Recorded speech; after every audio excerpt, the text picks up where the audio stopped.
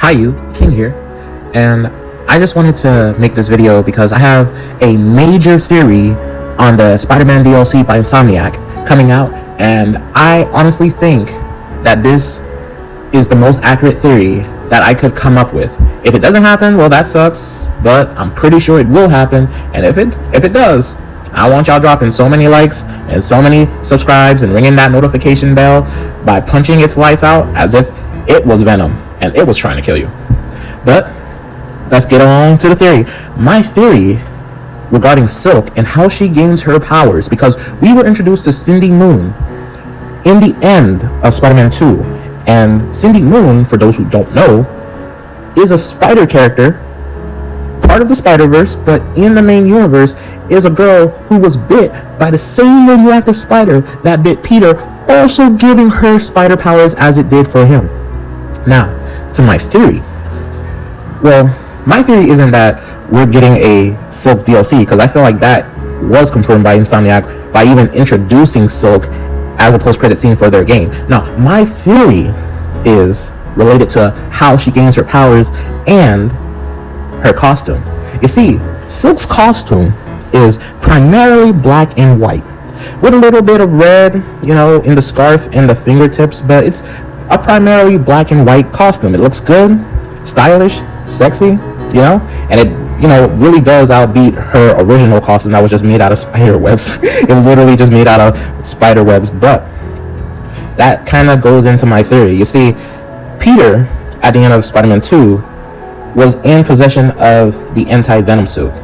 And a lot of people say the reason he kept that suit at the end of the game was because he retired. So we wasn't even going to see that suit in the third installment because, well, it was going to be Miles' time, and Miles doesn't need a suit, and he's not retired. And what I say to that is, nah.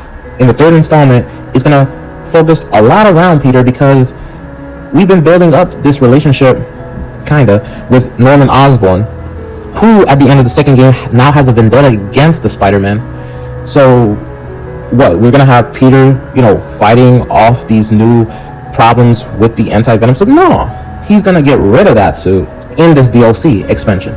What I think is gonna happen, because the anti-venom suit is primarily white and black, and in the comics, Silk gains her powers through being bit by the same spider that bit Peter. And there's no way they're gonna have a bunch of spider characters, at least I don't think, being playable in this DLC. No, I feel like it's definitely gonna be like Miles Morales, where you're gonna have to do something about Peter and Miles to make them not playable or unable to help. And what I think is gonna happen is that in the beginning of the game, of the DLC, Peter is gonna have Connors help him remove the anti-venom suit because he just doesn't trust it. After all the problems that the Venom symbiote gave him, he's gonna be like, take this off of me. And Connors is gonna help him do it. And then he and Mary Jane are gonna take another vacation because he's retired, so there's more time to spend with her and, making up for all the stupid stuff he did in the second installment game. And I feel that something's gonna happen, like a Carnage is gonna go wild. Like Cletus is gonna bond that symbiote inject it into his bloodstream, because he's gonna be like, I want this power and I never want to lose this power, and the only way that I can make sure that happens is if I truly bond with it. I'm gonna freaking push this into my bloodstream so we can truly become one, and the symbiote mixes with his blood and then becomes Carnage, making it insane and giving Cletus like power like he's never even imagined. And he's gonna create a whole bunch of copies, like he's gonna, like the way Venom was spreading his symbiote kind in the second installment. That's what Cletus is going to do, but he's going to do it with like a lot of Carnage variations of himself. It's going to be maximum Carnage, where it's just going to be a lot of Carnage-like clones just rampaging and destroying the city. And Cindy, who, by the way, is going to be an extraordinarily big Spider-Man fan, she is going to get in contact with the anti-venom symbiote, which was once contained but breaks out because of all of this chaos, and it's going to bond with her, making her suit the black and white suit, because anti-venom is black and white, and giving her Spider-Man powers, because the Venom symbiote, the moment it got on Harry, gave him Spider-Man-like powers too.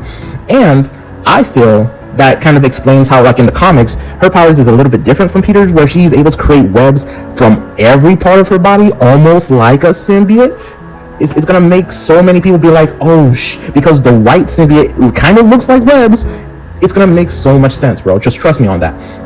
And what I also feel is that we are going to have Carnage take out Miles early in the game. Like, Miles is gonna be there helping her out, being like, I don't know if you should have that suit on, but I mean, I'm gonna need a lot of help since Peter is out and about, you know, somewhere else. And Carnage is gonna just take Miles out. You know, one of his variations is gonna take Miles out, or maybe it's gonna be Carnage himself, because Carnage and Miles do have beef in the comics, and Carnage, you know, F's him up pretty hard in the comics, so it could be like a, you know, re-showing of that in the game. That way you can have Miles also be out and have this be a full-on Cindy Moon story. That way we can have more Miles in the third installment, you know, without, you know, overdoing it, being like, oh, okay, we're getting too much Miles, I need more Cindy. And I also feel like in this, you know, like, this is a whole bunch of theory in one go. I also feel like we're also going to get Flash Thompson. Like, they have been straying away from, like, Eddie Brock and Flash Thompson. Eddie Brock I kind of understand more of, but I think they are definitely going to do Flash Thompson, because, I mean, he would be much more easier to do than an Eddie Brock character.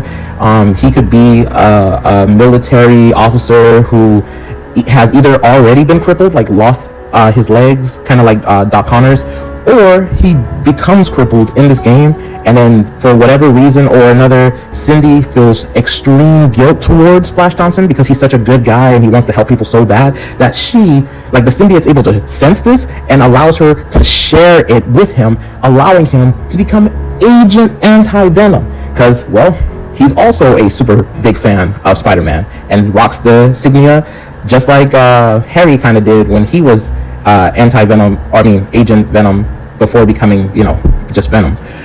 And that's how you do the whole team dynamic switcheroo thing in this DLC installment. Instead of it being like with Spider-Man and Spider-Man Miles, it's Cindy Moon Silk with Flash Thompson, Agent Anti-Venom.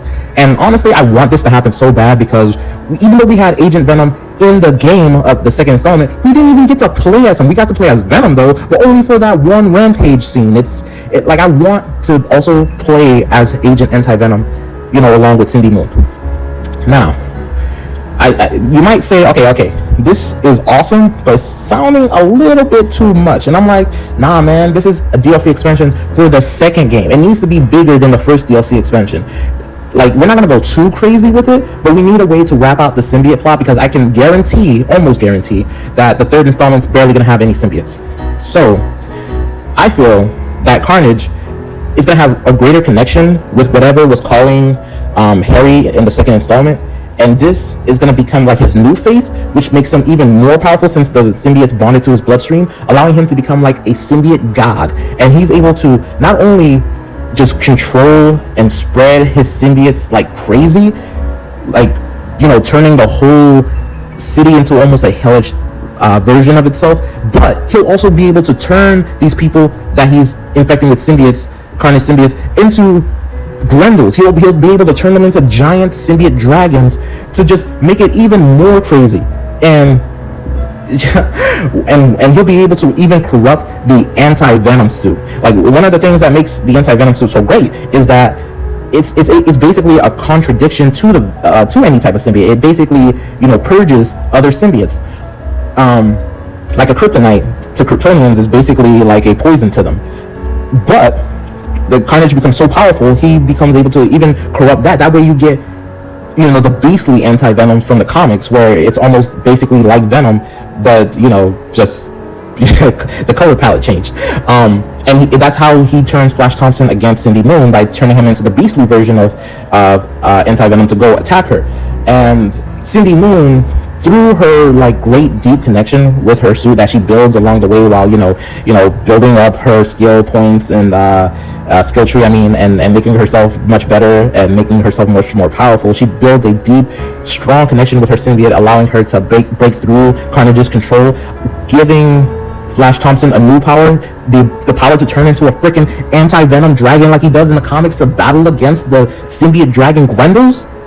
And then she, through just so much like adversity, beats Carnage, like God Carnage, just, you know, through the Anti-Venom suit power that's on her, just purges him, and then as an extension, every other, you know, copy of him that he spread throughout the city.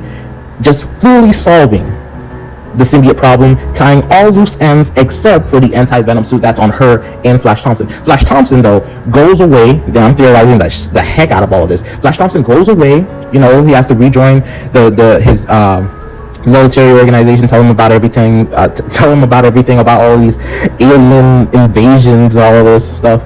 And he might return, he might not, he might have a spin-off game, you know, anything's possible. But for Silk, you know, she feels like, okay, so Miles is in the hospital healing from his wounds. Peter is out and about somewhere else in another country or something, I don't know. She needs a mentor. Who does she find to help her out? She finds Ezekiel Sims, aka the guy who's gonna be in the next Sony Spider-Man movie, aka Madam Web. It turns out this Ezekiel Sims is not from this universe. He's from another universe through the Spider-Verse. That's right. The other bonus scene that you get from collecting all the Spider Bots in Spider-Man 2, basically the Spider-Verse scene in that game, we'll also get even more information about the Spider-Verse, or even more hint to the Spider-Verse, with Ezekiel Sims being like, hey, we need an army for what's coming. I can't tell you what it is, but you have great potential. Let me train you. I have spider powers, so I feel like right now there's no better teacher than me. So that could be how we end the second installment. This second installment DLC. And that leads towards the third installment where Miles is healed, Peter is back without the anti-venom suit, and Cindy Moon is like fully trained and keeping her mouth shut a little bit about the Spider-Verse maybe, but also being there to help Peter and Miles. Oh, and I'm also thinking they could probably save this for the third installment, or, you know, things could happen differently, since all of this is just, you know, theory talk, where Miles and Cindy could be the main two of the DLC, and Cindy gets a crush on Miles because Cindy, you know, she's been known to get down with Spider-Man. It was Peter in the comics because since they were bit by the same spider, it made them sexually attracted to one another. I don't know how that works, but you could say that Miles beat Cindy's teacher in this expansion, and she I don't know, gains a crush on Miles and starts to like him so much that she loves Miles. I don't know, like, you know, anything can happen. So, but, you know, that's a theory for another video. And overall, this is just like all my ideas for what could be a DLC for Silk. None of it's guaranteed, but I'm hoping it is, just a little bit, because I'm excited for Cindy Moon to get her, you know, spot in the daylight. I'm just hella excited. So if you are too, and you've stuck this far with me, you know, theory crafting, then I hope you'll ring that notification bell for more theory videos on games, movies, pop culture, stuff in general. And also like, share, subscribe, and follow to be part of the theory kingdom. Thank you for your time, and I hope that we get some sexy outfits, the sexy spider outfits for Silk in the DLC.